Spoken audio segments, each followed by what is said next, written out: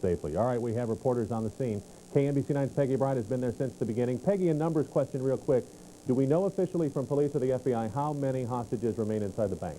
We certainly don't, Chris. I think the biggest problem right now is that there have been people coming out. We're not exactly sure what is going on with all of that. We do have some video of that, however. The first one came out around 9 o'clock. Then we saw 2 more people come out shortly before 10. 1 more a short while after that.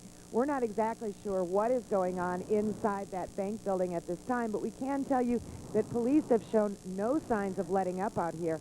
They are still all over the place, very close surrounding the bank building, and very spread out as well. All of Santa Fe has been shut down throughout most of the evening. We in the media have continued to be pushed back away from the scene throughout the course of the evening. Right now, our vantage point is perhaps a half a mile away. We are still keeping a very close eye on it, though, by zooming in with our cameras to watch what's happening. And in the last hour and a half, hour and 45 minutes or so, we have not seen a whole lot of activity. So the situation here continues to be tense, and it continues at this hour. Chris, back to you. All right, KMBC 9's Peggy Bright live near that scene, Claiborne and Santa Fe and Olathe, and we may check back with you later. Now to KMBC 9's Michael Mahoney, who has been at a police command site throughout the evening. Mike, what are you hearing out there? Again, the same question that I posed to Peggy. Do we have any sort of confirmation from police or the FBI how many hostages remain inside?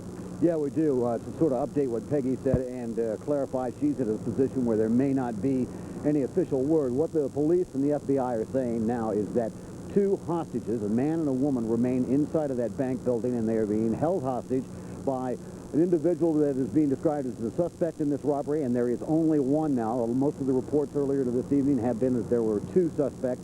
Now they're reporting there's only one, a woman of Asian descent, perhaps in her 20s, and that she is holding a man and a woman as the remaining hostages. The rest of the hostages, estimated originally to be 4 to 6, have been released, and some other people who were apparently hiding in that building were able to get free, as we heard in the taped conversation that you had just a few moments ago.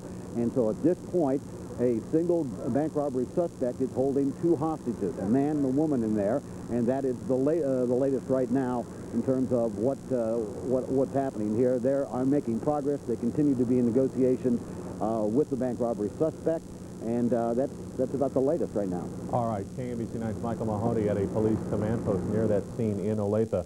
And in our remaining moments before we go live to Union Station, we did talk with that suspect earlier this evening. This was a woman who did not give me her name in that telephone conversation. She said she had lost her job, she had lost the support of her family, and that she had lost hope for the future. She released one bank employee early on in this situation as a good faith gesture, and she told us that she would release everybody if she could talk face-to-face with a friend named Sean. Now, we know that she has had a telephone conversation with this friend named Sean earlier this evening, but apparently she is still looking for that face-to-face contact right now, and certainly priority 1, as we have said throughout the evening, for police and the FBI is that everybody get out of this situation safely.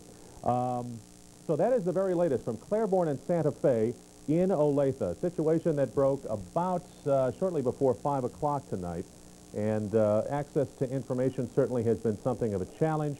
As you saw, KMBC 9's Peggy Bright closest to the scene, being kept a good distance away at the request of police and the FBI. KMBC 9's Michael Mahoney seems to be the one providing most of the information right now at that police command post. So that's where things stand right now in Olathe. But KMBC 9's Larry Moore and Laurie Everett are at a much happier event this evening down at Union Station. They are there to ring in the new year with a few thousand of their closest friends. Larry Moore, Laurie Everett, we're going to send it to you right now. A very happy new year to you both.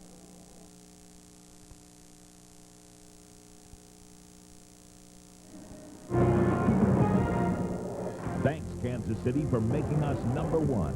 This is KMBC 9 News Countdown 2000. Coverage you can count on.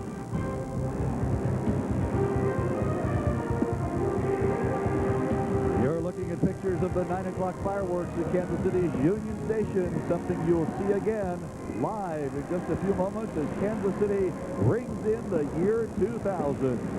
Good evening, everyone, and Happy New Year. Happy New Year, everyone. Our live team Countdown 2000 coverage continues. Just moments away from a beautiful display of fireworks here at Union Station. We're coming to you from above the crowds on a balcony over the Grand Hall. Live here at Union Station, the excitement is building.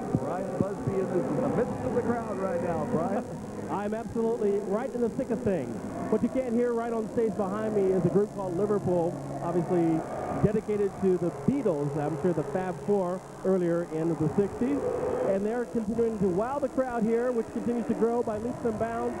Folks are ready for the balloons to drop here, and everybody keeps looking up at the ceiling at the great paint job that's been going on. A lot of folks haven't stepped foot in this building since the 40s, believe it or not. So it's really nice for even some young folks to come out here and ring in the new year. It looks like we are going to see clean fingernails. Thank you. We will definitely come back and go and tell you more about what's happening here. But also, as you know, Jeremy is another person who's here. So let's send it back to Larry and Lori, and I'm sure you will tell us all the wonderful things that are going on here. It's a little loud down on the floor, but the excitement is building. All right, we are live, Brian, in the north end of Union Station. They have dubbed this Festival Plaza tonight. It gets louder and louder the closer to midnight it gets. These are the folks who have paid $500 tonight, and just a few moments from now, here is what they're going to see. As we look at the ceiling, there is a net holding 20,000 balloons in this room alone, and those balloons will drop at the stroke of midnight. Out in the Grand Hall, 40,000 more balloons, not to mention the fireworks and the laser light show. An amazing show, unrivaled here in Kansas City. We're live in the North End Festival Plaza. Larry and Lori, back upstairs to you. Thank you, Jeremy. We're live at what is probably the largest Kansas City New Year's celebration, but many of you chose to stay in this year. KMBC 9's Bob Worley is standing by live at a party in Leewood. Hi again, Bob. How you doing, Laurie? We're at the Tamblin home in Leewood, where there's a Y2K survivalist party.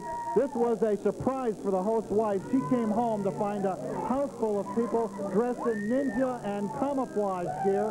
They're right now poised to celebrate the new millennium. We'll be back here later with more, Larry and Lori. Thank you very much, Bob. We're getting very close to the stroke of midnight here. And Chris Ketz is heading up our coverage back in the Channel 9 newsroom. Chris. All right, Larry and Lori, thank you very much. Been a busy evening here in the KMBC 9 newsroom, and certainly many people have been concerned about power and telephones. Crews have been working tonight to monitor all utilities. In fact, it's been a day-long situation of making sure that everything is working like it is supposed to be. KMBC 9's Martin Augustine is at a Mid-America Regional Council command post, I guess, for lack of a better way of putting it, with the very latest. Martin? That's right, Chris. No problems with our utilities so far. None are expected. We'll find out for sure at midnight here at the Mid-America Regional Council. They're watching things very closely, so are we. We'll bring you a full report on that when what we find out in a few minutes. Chris, in the year 2000. All right, Martin Augustine there at that MARC headquarters. All right, we are getting closer to midnight, the year 2000 in Kansas City, closer to what we're told will be a huge fireworks display above Union Station. Back to Larry and Lori live above the Grand Hall. You can hear the roar of the crowd behind us. We're about a minute and a half to go. Everybody is so excited.